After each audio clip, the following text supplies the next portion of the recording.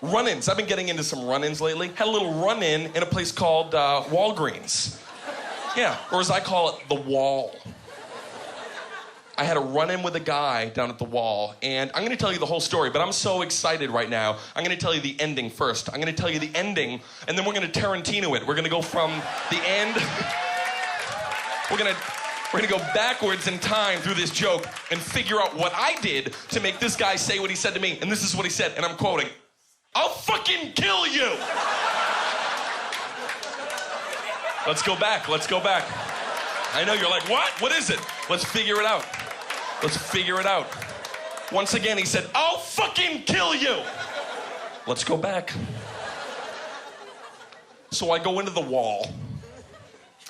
And right off the bat, I have to say, what is it about the Walgreens? The second you walk in there, you just want to steal.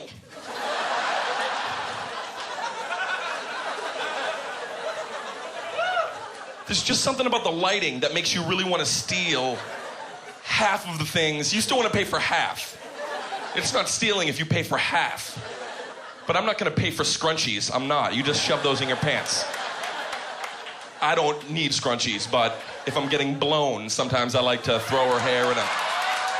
It's always good to have a banana clip or a scrunchie right nearby me. Maybe some Aquanet. High five. Love head. "I'll fucking kill you." So here's how it went down, right here, okay? I had a problem with this guy right off the bat, and I'll tell you what the problem was. Let's just say, for the sake of argument, that the mic stand is the person at the end of the line, what I consider the official line. Let's just say this is a skinny black man, and he's staring at the gum, because that's what you always do in your line. You stare at the gum. You just stare at all the gum, and you say to yourself, "God, that's a lot of gum. There's so many flavors of gum here. What do I want to chew?" The problem that I have with the other gentleman is that he's not committed to the line. He's not standing in a way that says to me, "I'm a part of this community. I'm going on the journey with you to pay for my shit." He's doing that little floaty dance that people do where they don't stay at the line. They do this thing where it's called the floaty dance, and they touch everything, right? They just keep touching stuff.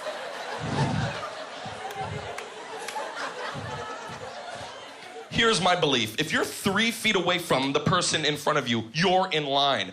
If you're in the Pantene Pro V section laying down reading Us Weekly, you're not in line anymore. You can't just leave your shoe and walk around for 19 more minutes. I kick your shoe away. I say, "Fuck shoes." That's what I say. If you know anything about me and my history with shoes, I say, "Fuck shoes." Your shoe does not represent you. Neither here nor in a court of law, you son of a B. Sorry to use harsh letters. He's a son of a B. So this is what I decide. I make a decision. Sometimes in life you have to make decisions. I made the decision that I was going to do something I haven't done in ages. I was going to cut in front of this guy. I was going to do cutsies, which I haven't done since 8th grade. But you know what? I still know how to do it. I still have the wherewithal to pull off a cut of epic proportions. And when you cut, it's not just, hey, you can't just flop around. You can't just flail in there. It's like double dutch. You gotta kind of, you gotta feel it. You gotta feel when it's time to go. Cutting is like double dutch without ropes. I basically just told you what you already knew. So I waited till the guy was facing northeast-ish. And then I made my move. I did this. I went, and I slid. I just slid in. And I know you're looking at me. You're like, whoa, where did Dane go? I was like an illusion just then. That's how good that was. A couple of you were like, I'm concerned. Where did Dane go? I'm right here. I'm right here now.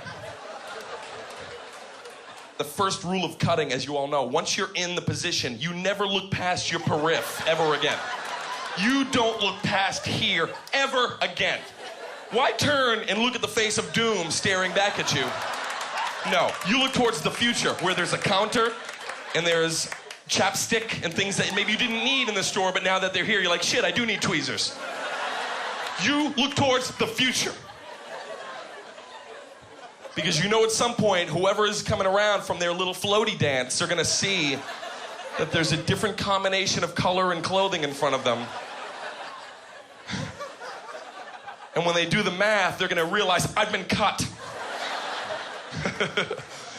There's two things that you can do when somebody cuts you, right? This is the gamble you take when you cut. Either you're gonna get the person who right away is like, hey, right? And they're gonna squash you back. Or you'll get the person like this person. I'm so glad he did this. He didn't just say, you cut me. He opted to make angry sound effects. He comes back around, he's like,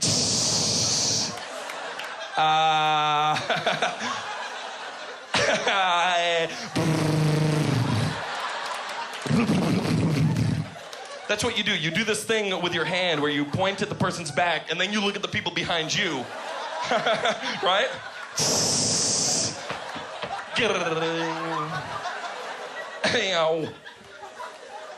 But again, I've committed. I'm looking towards the future. I've got my one item. I've got some deodorant, which I needed, right? Even at that moment, I would like to have applied some because I was under pressure.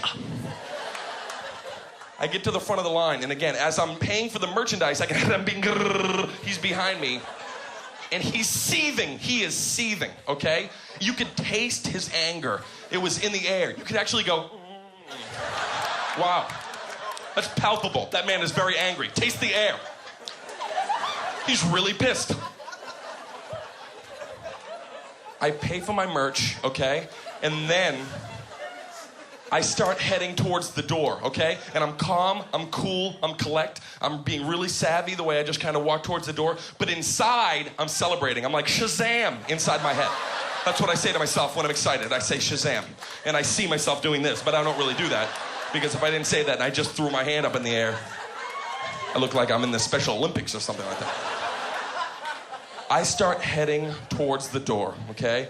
I'm excited, but this guy, again, he is so angry at this point that I got away with it, that he finally just had to say something, okay? He had to let me know how angry he was. And I don't know why he went with this first. The first thing he just grabbed out of his brain, he went, yeah, nice! Which I thought was an interesting choice. Out of all the things you could say, and especially in that tone, you could say anything in that tone, and I get, yeah, cinnamon bits! Yeah, seafood salad! I get it, you're angry, but he went with yeah, nice, and that made me interested. And as I was walking towards the door, I finally was like, I gotta look and see the face of the man who was so angry at me. He would say, yeah, nice! So I take a few steps, and then I gander back, and we catch each other's eye, and then I added this little thing. I went,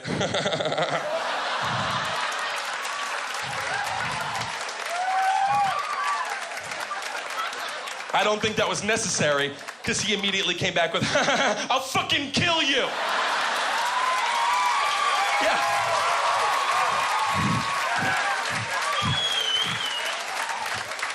Look, I kept going towards the door, and I'm still in calm, cool, collect mode. I'm still savvy, okay? The second I get outside the automatic doors, which when they open, always make you feel like a Jedi, like you did that shit with your mind. Ba, ba, ba, ba, ba, da, da, da, da. The second I get out of his eye shot, I start running to my car like a fucking gazelle, okay? I'm actually hopping over cars. I'm very, very gazelle-like when I'm afraid.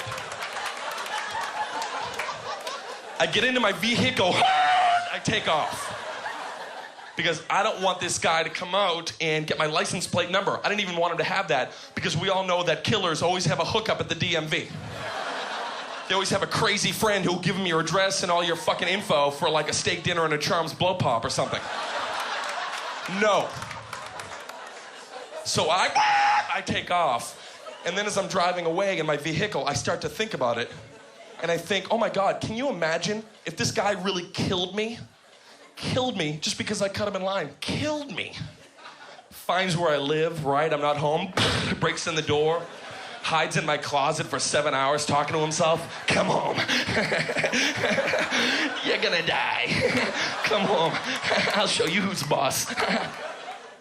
Then I start wondering, what do you think he would say to me? What would he say to me? What would be the last thing he would say right before he sliced my throat? Because the killers in the movies always have to say that one last cool thing. They step out of the alley, Merry Christmas. What do you think he would say right before he sliced my throat? Probably something like this. He'd probably come out and go, who's cut now? That'd be a good one. I would have to, who's cut now? Yeah.